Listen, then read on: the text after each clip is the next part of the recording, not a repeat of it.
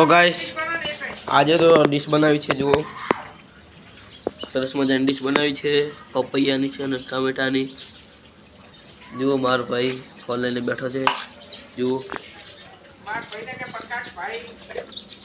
અને આ બાજુ છે નારંગી જુઓ બાજુ ટામેટા પડ્યા છે સરસ મજાની ડીશ બનાવી છે જુઓ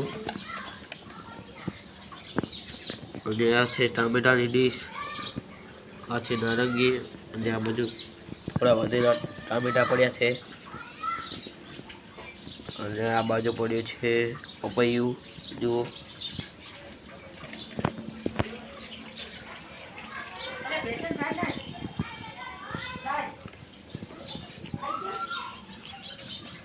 જુઓ